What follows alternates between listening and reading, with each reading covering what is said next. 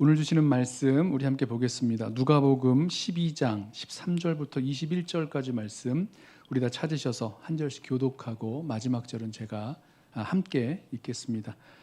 누가복음 12장 13절 우리 한 절씩 교독합니다. 제가 먼저 읽습니다.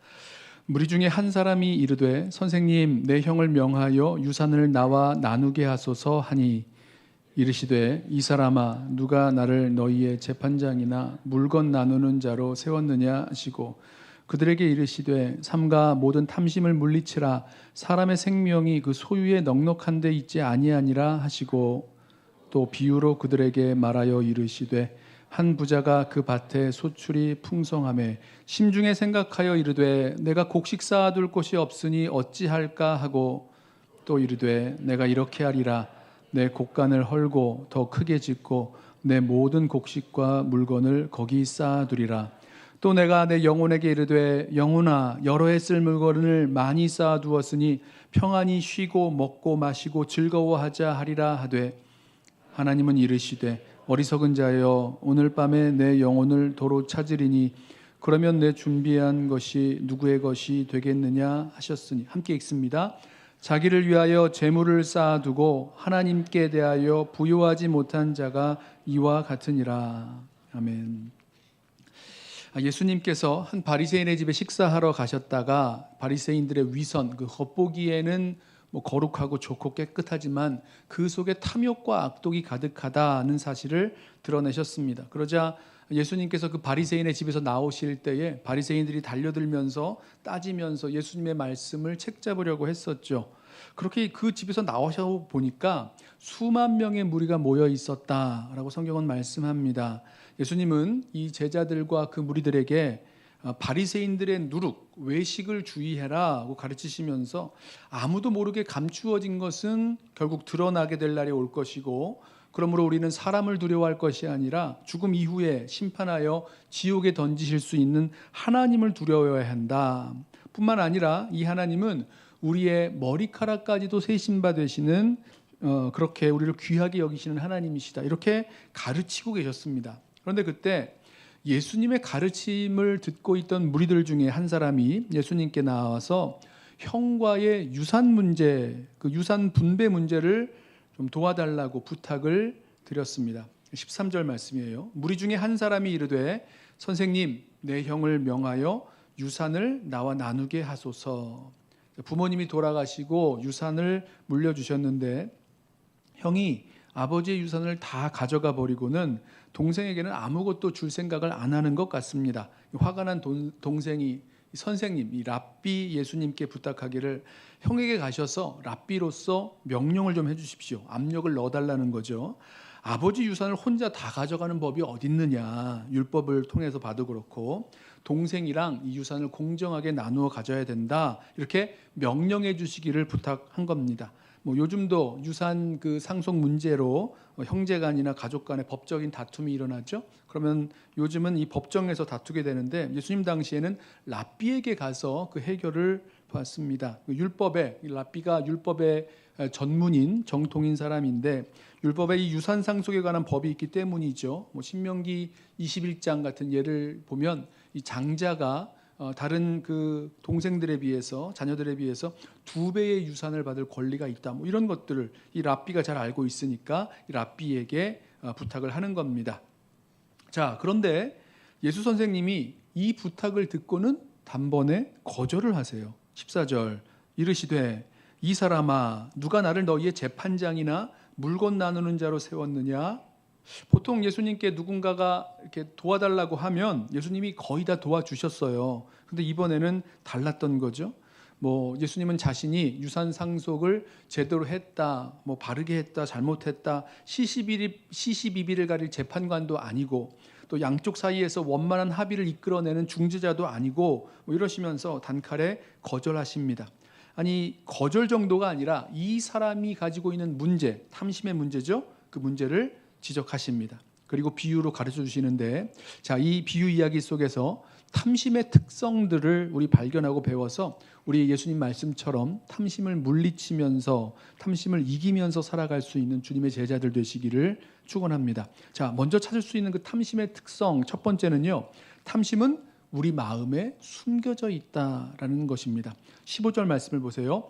그들에게 이르시되 삼가 모든 탐심을 물리치라. 사람의 생명이 그 소유에 넉넉한 데 있지 아니하니라 하시고. 자, 저는 이 말씀 보면서 이 유산 상속 문제 때문에 그 예수님께 나왔던 사람이 좀 억울했겠다라는 생각이 들었습니다. 예수님이 자신의 부탁을 거절하셨을 뿐만이 아니라 자신에게 탐심의 문제가 있다는 것을 지적하시고 사람들에게 이렇게 말씀하시는 거잖아요. 여러분 생각해 보십시오. 지금 누가 문제인 겁니까? 아버지의 유산을 받아서 혼자 꿀꺽해버린 형이 잘못한 거지. 왜 내가, 피해자인 내가 무슨 이런 뭐 탐심이 있다느니 이런 수치를 당해야 되는 겁니까? 뭘 잘못했다고 예수님이 이러시는 거예요? 예수님께서 정의의 편에, 공의의 편에, 공정의 편에, 뭐 약한 자의 편에 서서 도와주셔야 되는 건 아닙니까? 난 피해자니까. 이런 탐심이라는 말을 듣는 것은 억울하다. 이런 생각이 들었을 것 같아요. 우리 생각에도 이 억울한 동생이 자기의 그 합당한 유산을 정당하게 받으려는 그 노력이 잘못은 아니지 않나? 이런 생각이 들 수 있죠. 그런데 예수님은 이 정당한 요청에 대해서 말씀하시는 것이 아니라 그 정당한 요청 뒤에 숨겨져 있는 탐심을 드러내시는 겁니다. 그러면서 많은 사람들에게 삼가 모든 탐심을 물리치라 명령을 하시는 거죠. 여러분, 탐심이 무엇입니까? 무엇인가를 더 가지고 싶은 욕망, 욕심, 이게 탐심입니다. 이 동생이 유산을 얼마를 받았는지 아니면 하나도 못 받았는지 이거 잘 모르겠지만 이 동생에게 분명히 있는 마음이 있는데요. 바로 유산을 더 많이 가지려는 마음이 우선적으로 있었다는 겁니다. 만약에 유산을 더 많이 갖는 것보다 형과의 관계를 회복하는 데에 그 우선순위가 있었다면, 그런 마음이 있었다면 예수님께 다른 요청을 했겠죠. 예수님, 유산 문제를 두고 우리 형이랑 제가 싸웠습니다. 갈등이 생겼습니다. 그런데 어떻게 화합해야 될지를 모르겠어요. 주님 좀 도와주세요. 이렇게 물어보지 않았겠습니까? 그런데 이 동생에게는 형과의 관계라던가 뭐 새로운 그 회복의 문제보다 더 중요한 문제가 바로 이 유산 문제였다는 거죠. 내가 더 가져야 할 유산, 내가 가져가야 할 돈이 있다는 겁니다. 예수님은 이걸 보신 거죠. 예수님께서 탐심을 삼가 물리치라 이렇게 말씀하셨는데, 여기 삼가라는 말은요, 원어로 보면 본다라는 뜻을 가지고 있는 동사입니다. 뭐 뜻을 가지고 있는 게 아니라 본다라는 뜻이에요. 그러면서 잘 봐라, 분별하라, watch아웃하라 이런 의미가 담겨 있어요. 자, 왜 그렇습니까? 이 탐심이 우리 눈에 잘 보이지 않기 때문입니다. 숨겨져 있다는 거죠. 예수님은 이 사람이 한 요청, 뭐 공정한 유산 상속 분배의 문제라든가 아니면 분배의 정의 뭐 이런 문제를 말씀하시는 것이 아니라 그 이면에 깔려 있는 욕심, 탐심의 죄를 보셨어요. 본인은 공정이나 정의의 문제라고 말하겠지만 그 속에는 탐심이 있었다는 거죠. 탐심이라는 죄는 이렇게 자신의 그 모습을 둔갑시켜서 우리 마음 가운데 숨어 있는 경우가 많이 있습니다.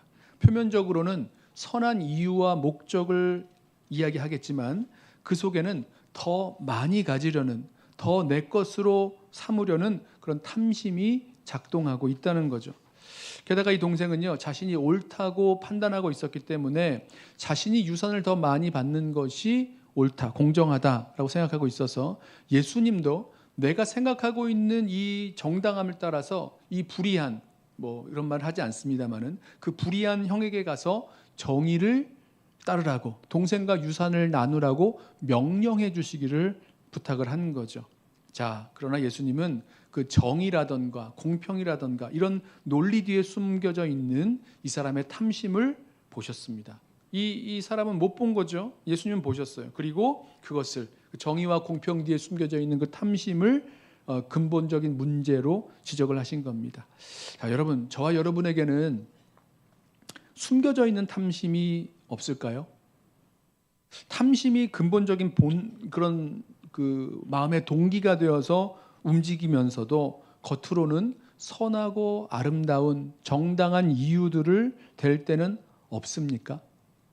뭐 나라와 민족을 위해서 한다, 뭐 가정을 위해서 한다, 뭐 교회를 위해서 한다, 심지어 뭐 정의를 위해서 내가 이렇게 한다라고 말은 하지만 실제로는 무엇을 더 얻으려는, 무엇을 더 소유하려는 그런 탐심이 우리 속에 근본적인 원동력이 되어서 하고 있는 것, 더 많은 것을 얻으려는, 쌓으려는 그런 노력을 하고 있는 것 없습니까?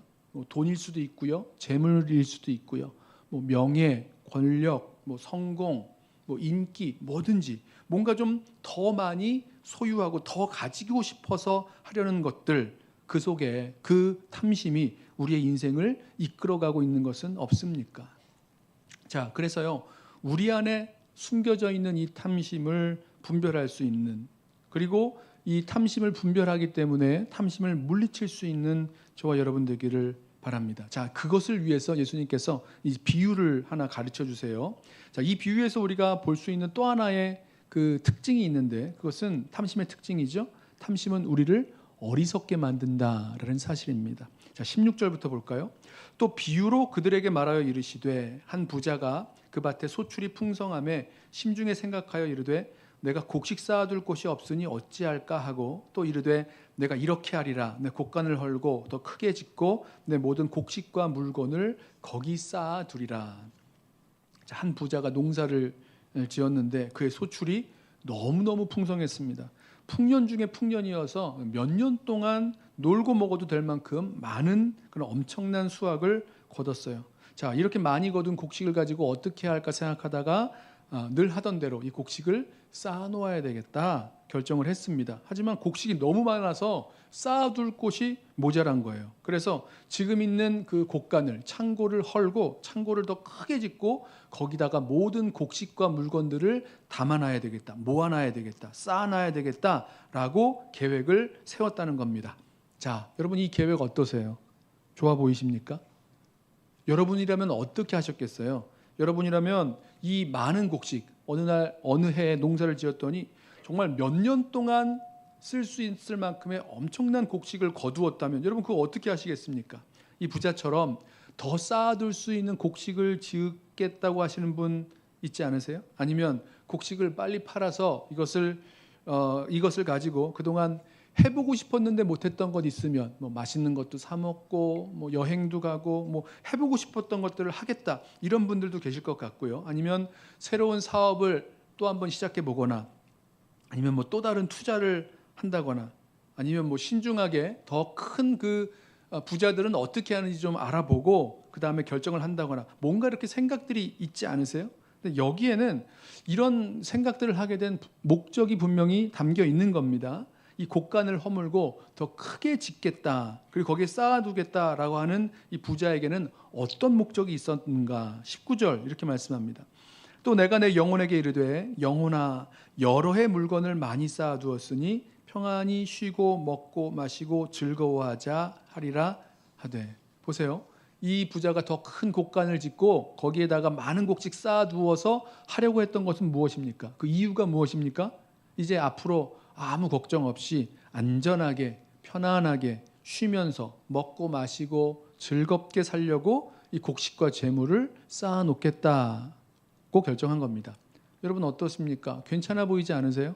더 큰 돈을 벌겠다고 뭐 욕심을 부리는 것도 아니고, 그 돈 가지고 뭐 도덕적으로 문제가 될 만한 일들을 하겠다는 것도 아니잖아요.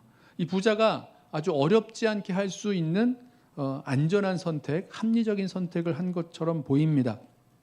굳이 문제를 좀 찾아보자면 이거 너무 자기만을 위해서 하는 것 아닌가? 내가 내 영혼을 위해서 내 곡간을 다시 새로 크게 짓고 내 곡식을 쌓아두어서 살겠다. 이게 정말 자기만을 위한 그런 계획이고 너무 이기적이지 않나? 이런 생각하실 수도 있겠어요. 하지만 여러분, 이 정도는 저와 여러분도 충분히 할만하다고 이해되고 공감되는 그런 내용 아닙니까? 우리도 다 그렇게 살지 않습니까? 잘 못해서 그렇지 열심히 그 통장에 저금도 하려고 하고 돈도 모으려고 하고 뭐 소셜 시큐리티 그 세금도 열심히 내고, 할 수 있으면 돈이 불어나도록 뭐 투자도 해보고, 우리 다 그렇게 하지 않습니까? 그러니까 어떤 의미에서는요, 이 비유에 나오는 이 부자가요, 되게 특별한 사람이 아니라 우리랑 되게 비슷한 사람인 것 같아요. 비슷한 목적을 가지고 비슷한 결정과 행동을 하는 결정과 행동 중에 한 모습으로 보여집니다. 그런데 여기에서 비유의 반전이 하나 나옵니다. 뭐냐면 하나님께서 이 부자의 생각 그리고 행동, 그 계획하는 거 있죠. 그 마음가짐 이걸 가지고 어리석다라고 평가를 하십니다. 20절 보세요. 하나님은 이르시되 어리석은 자여 오늘 밤에 내 영혼을 도로 찾으리니 그러면 내 준비한 것이 누구의 것이 되겠느냐 하셨으니, 하나님은 이 부자를 어리석은 자라고 부르십니다. 성경에서 구약에서 어리석은 자라고 하면 이 파멸이나 멸망을 앞에 두고도 자기가 지금 하고 있는 행동을 옳다고 생각하고 하나님 없이 또 지혜 없이 하는 행동하는 사람을 어리석은 자라고 합니다. 자, 이 부자는 어리석은 자가 분명해요. 자기가 계획대로 하면 그 곡간을 크게 짓고 더 많은 곡식과 물건을 쌓아두고 그 속에서 내 영혼아 정말 평안하게 부족함 없이 먹고 마시고 아주 즐겁게 살 수 있다라고 믿었고 당연히 그렇게 되리라고 알고 있었습니다. 이게 믿음인 거죠. 당연히 그렇게 된다라고 생각하고 알고 있는 거, 이게 우리의 믿음인 거죠. 자, 여러분, 그런데 그렇습니까? 자신이 쌓아둔 그런 곡식과 물건이 많으면 많을수록 더 자신을 이렇게 안전하게 지켜주고 더 즐겁게 행복하게 해준다, 이거를 믿고 있었다는데 정말 맞습니까? 그래서 더 큰 곡간을 짓고 더 많이 쌓아두면 더 많이 안전하고 더 많이 즐겁게 살 수 있다, 안전하게 살 수 있다, 이렇게 믿었다는 거잖아요. 그런데 이게 어떻게 됩니까? 하나님 뭐라고 말씀하세요? 바로 그날 밤에 그의 영혼, 이 생명이죠, 그 생명을 거둬 가신다면 그러면 이 사람이 준비하고 계획한 것은 아무런 소용도 없게 되죠. 그렇기 때문에 주님은 어리석다라고 말씀을 하십니다. 소유가 많아져서 그 소유의 힘, 재물의 힘을 알게 되고 경험하게 되면 점점 더 어리석어지죠. 그래서 하나님을 무시하고 살아갈 수 있는 확률이 높아집니다. 하나님께서 이스라엘 백성이 광야에 있을 때에 무엇을 조심하라고 경고하셨냐면, 이 광야에 있을 때가 아니라 약속의 땅에 들어가서 소유하게 될 그런 재물, 또 소와 그 양과 또 그 곡식과 그 땅과 그 재물과 소유가 하나님의 백성을 하나님으로부터 멀어지게 만드는 것을 경고하셨어요. 그리고 그곳에서 하나님 대신에 그 손으로 얻은 재물과 그런 소유를 의지하게 될 것을 경고하셨다는 거죠. 하나님을 의지하지 않기에 점점점 하나님으로부터 멀어지고 하나님을 실제로는 인정하지 않고 세상의 것들을 섬기고 우상으로 섬기며 살아가는 그 모습을 경고하셨다는 겁니다. 그래서 예수님이 이 제자들에게 말씀하실 때 하나님과 재물을 겸해서 섬기지 못한다 말씀하셨고요. 이 부유한 자들을 향해서 누가복음 6장에서 말씀하셨죠. 화 있을진저 너희 부요한 자여라고 경고하셨습니다. 부유해질수록, 그러니까 오늘 이 비유에 나온 그 부자가 더 많은 것을 쌓을 수 있는, 더 많은 것을 소유할 수 있는 그런 상황 속에서 부유해질수록 하나님을 떠나 재물을 섬기게 될 수 있는 그 일들이 더 잘 발생한다는 거죠. 그리고 이것이 바로 어리석다라고 말씀하시는 것입니다. 마치 영원하지 않은 것을 영원한 것처럼, 영원할 것처럼 여기고 살아갑니다. 하나님께서 부르시면, 그날 밤 하나님이 부르시면 하나님께 다 돌려드리고 가야 될 건데 마치 그것을 내가 소유하고 있고 내가 마음대로 다 쓸 수 있는 것처럼 알고 그것으로 자기 자신을 지킬 수 있는 것으로 알고 살아간다는 거죠. 무엇입니까? 탐심은 우리를 어리석게 만드는 겁니다. 그렇게 믿게 만드는 거죠. 어리석은 우상 숭배의 자리로 이끌어 갑니다. 자, 탐심의 세 번째 특징은 하나님께 대해서 우리를 부요하지 못하게 만듭니다.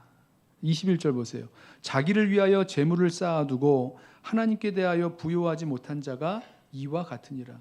자기를 위하여 재물을 쌓는 그 탐심은요, 우리가 원하는 대로 오래 살고 안전하게 살고 즐겁게 살고 풍요롭게 살고 이렇게 살게 될 줄로 믿게 만들어서 재물을 믿고 의지하고 추구하게 만드는데, 그러는 동안에 어떤 일이 벌어지냐면 하나님과의 관계가 굉장히 빈약해지게 됩니다. 오늘 말씀에 하나님께 대하여 부요하지 못하게 되는 겁니다.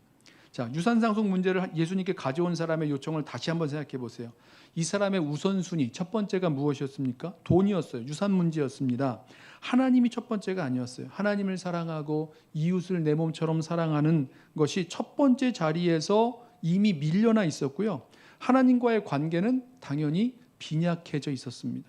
이 비유에 나오는 어리석은 부자도 마찬가지죠. 이 부자가 아주 많은 소출을 얻었을 때에 이 부자에게도 하나님의 자리가 없었습니다. 그 풍성한 소출을 주셨는데 하나님께 감사하지도 않고요. 하나님께서 주신 것이니 이것을 어떻게 사용해야 될지 하나님의 뜻을 물어보지도 아니하고요. 오로지 마음에 있는 생각은 어떻게 하면 이 소유를, 내 소유를 나를 위해서 사용할까? 어떻게 하면 이 소유를 통해서 나를 안전하게 지킬까? 이런 것들을 골몰했다는 거죠. 하나님 대신 자신의 소유, 자신의 재물을 의지하고 추구하면 추구할수록 하나님과의 관계는 점점점 더 빈약해지고 약해져 갑니다. 에바그리우스라는 수도사가 이렇게 말을 했어요. 이집트의 사막의 수도사인데요. 탐욕, 탐심이라는 마귀가 사람들에게 찾아와서 이렇게 근심을 조장한답니다. 남아있는 긴 노년기, 일할 수 없는 상황, 예측할 수 없는 흉년, 병, 빈곤에 쓰라린 현실, 필요한 것을 남에게 의지하게 되는 처참함에 대한 근심을 조장하고, 이런 불안과 염려, 근심이 사람들이 많은 재물을 소유하고 쌓아두도록 만든다는 겁니다. 자, 이 비유에 나오는 이 어리석은 부자와 똑같은 모습인 거죠. 재물로 안전을 얻으려는 이 마음은요, 이 어리석은 부자와 같은, 또 이 수도사가 말한 그 재물로 안전을 얻으려는 그 마음은요, 오히려 더 많은 재물을 향한 그런 끝없는 목마름을 불러일으키고 계속해서 더 많은 것을 쌓고 또 쌓고 또 쌓게 만들려고 할 뿐인 거죠. 끝이 없죠. 자, 이 악순환 속에서 어떤 일이 벌어지는가? 점점점 하나님께 대하여 빈약한 자가 되고 맙니다. 우리 인간은요, 물질로 만족을 얻는 존재가 아니죠. 전도서 5장 10절에 이렇게 말씀합니다. 은을 사랑하는 자는 은으로 만족하지 못하고 풍요를 사랑하는 자는 소득으로 만족하지 아니하나니 이것도 헛되도다. 우리 인간은 소유와 재물이 아니라 하나님으로 채워질 때 비로소 진정한 만족을 얻습니다. 그러니까 진짜 부자가 되는 거죠. 탐심은 하나님을 떠난 그 인간이 하나님 대신 뭔가를 대체하려고 우상인 거죠. 그 우상을 찾는 모습과 똑같습니다. 진정으로 부유하지 못하고요, 늘 부족하고 늘 목마르고 늘 채워지지가 않은 상태에 있을 뿐입니다. 자, 이어지는 말씀을 보시면 이 하나님께 대하여 부요한 자가 어떤 모습인지 우리가 힌트를 얻을 수 있는데요, 진짜 부자의 모습을 알 수 있습니다. 예수님이 제자들에게 말씀하세요. 심지도 거두지도 이 창고도 없는 까마귀를 생각해 보라. 실도 옷도 짜지 않는 들의 백합화를 생각해 보라 하시면서 하나님께서 먹이시고 입히시고 기르신다는 겁니다. 목숨을 위해서 무엇을 먹을까 무엇을 입을까 염려하지 말라라고 가르쳐 주시면서 하나님이 길러주시고 하나님이 돌보시기에 너희는 먼저 하나님의 나라와 하나님의 의를 구하라 가르쳐 주시죠. 자, 이것이 바로 하나님께 대하여 부요한 자, 다른 것을 의지하고 추구하는 것이 아니라 하나님을 의지하고 전적으로 하나님을 의지하고 하나님을 추구하는 하나님에 대하여 부유한 자의 모습, 진짜 부자의 모습인 거죠. 그리고 말씀이 이렇게 맞춰져요. 내 소유를 팔아 구제하여 하늘에 보물을 쌓으라. 하나님께 대하여 부유한 사람은 이 땅에 재물을 쌓는 사람이 아니라 하늘의 보물을 쌓는 사람이라는 겁니다. 세상에서 돈이 많으면 부자라고 하죠. 그거 마찬가지로 진짜 하나님께 대하여 부유한 사람은 하나님 사랑하고 하나님을 전적으로 신뢰하고 믿고 또 믿음으로 하나님 뜻에 순종하면서 살아가는 사람. 그래서 그 사람이 하나님에 대하여 부유한 자, 진짜 부자의 모습인 거죠. 자, 저와 여러분은 우리 삶에 무엇으로 부욕해 하시고 무엇으로 충만하십니까? 하나님으로 충만한 하나님에 대하여 부자이십니까? 아니면 세상 것들에 대하여 충만해지려고 그래서 늘 부족해하는, 늘 모자라하는 그런 사람입니까?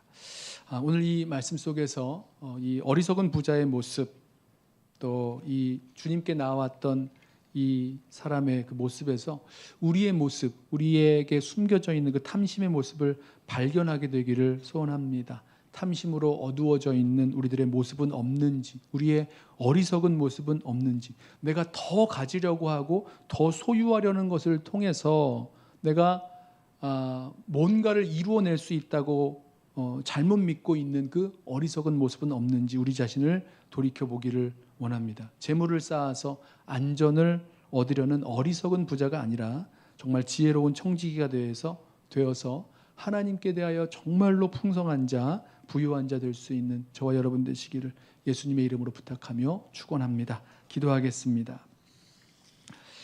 사랑하는 주님,